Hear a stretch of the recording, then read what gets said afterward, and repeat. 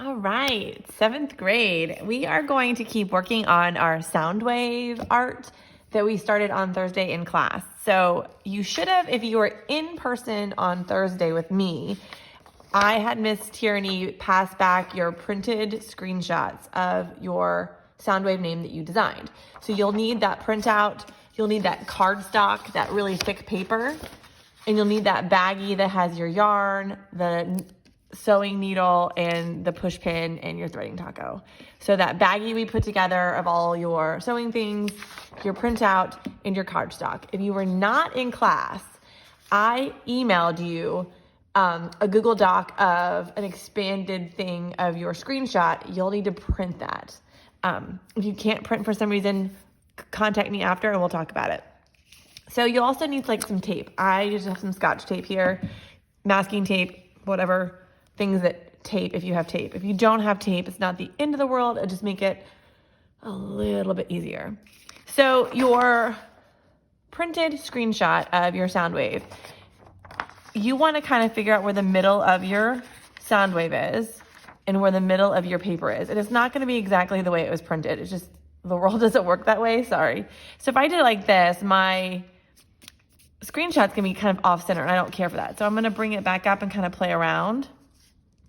And I know this is probably hard for you to see because it's white on white, but my paper overlaps. So I'm going to take a piece of tape and I'm just going to take a little piece of tape and tape it down so it's secure so I can kind of make a hinge, okay? So it's as straight as I want it to be. Some of your screenshots weren't straight, so you might have to twist or move your paper. So you'll lay that down, it's taped, and you'll need your push pin. And this is when you have to be really careful. If you have like really thick gloves, like mittens or an oven mitt, you might want to wear that under your other hand. Otherwise, just be really careful because we are actually going to be taking this push pin and pushing through the paper and the back. So if you put your hand to the back like I have it and you push through, you're going to poke yourself. So try to hold your paper just kind of at the edge and try not to poke yourself. So we're going to kind of create our own sewing pattern. We're going to do that by looking for our line. So I kept mine pretty simple. When we sew, we just can't have singles because that would look interesting. So I'm just going to push straight through the paper, wiggle it a little bit, and then come back. I'm going to skip. If you have a lot of these dots, I know I might not sew them all together, but I can show you how to. So push through them and kind of twist. If you don't want to do these little singles, you don't have to. You want to make sure you're seeing on the back. So I'm lifting it kind of up off the paper or the ground because if you push like this, you're never going to get it to work. So move it so you're still lined up and you're not poking in your hand. So it's kind of hard. You kind of make sure it is and poke in between your fingers. And then when you get to your long one, so I poked a couple of the singles that I really liked. Now I'm going to do these. These are going to be my guides. I need to poke the top and the bottom of each little column here. So I'm going to, just like we're doing, poke the top, poke the bottom. And you're kind of going to wrinkle your paper a little bit. It's just the way it is. So you're transferring your pattern to the back. You can do this all at once, or you can just do a couple at a time. So I'm just going to do a couple more, pushing the top. And the really long ones, if you want to push one in the center, you can, but you don't have to. All right. So you can punch out all at once, or you can wait, punch out a few, and start sewing. So in your kit, you had a threading taco, or a piece of Post-it, and a needle. If you picked up supplies from school, you might not have this. All this is a piece of paper that you can fold in half like a hot dog bun. But the trick is it needs to be no taller than what will fit in the eye of your needle. So it needs to be able to slide through that eye of your needle. Then you'll want your thread, and it doesn't matter what color you start with. You don't want a ton of thread at first because we want to make sure you like the color and it works. So I just rolled out some thread.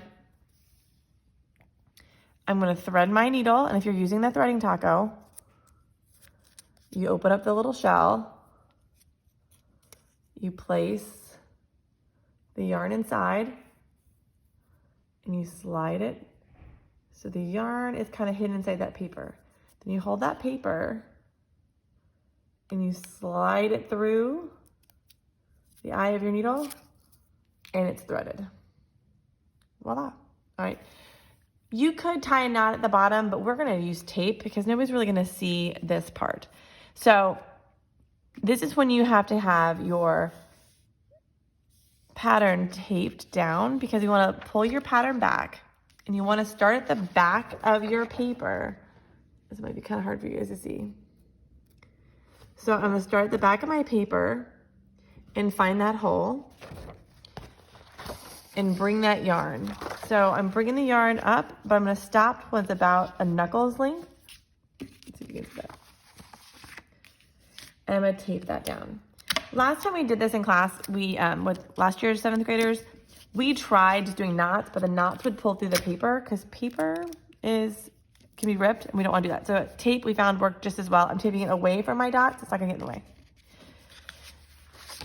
And if you're worried about you didn't finish punching your dots, if you keep it taped down like a hinge, you should be fine. So now we went up from the back, and we're going to go down from the top. And you're going to pull it, and you made a stitch. Okay, so now I need to skip and go to the next one. And this is kind of tough. You have to look kind of the back and put your needle there, and it falls. It's a little fidgety.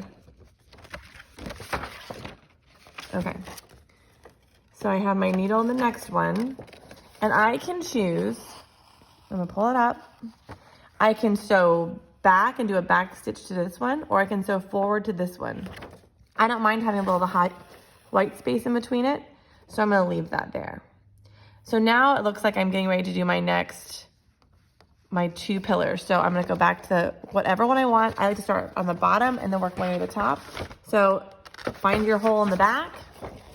We want all the stuff, the imperfection stuff on the back. You pull it nice and taut, not too tight. Push it through the top one.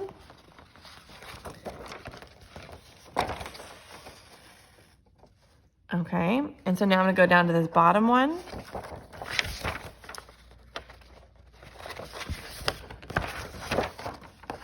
I'm gonna pull it. And this was that really long column, so I decided to leave something in the middle.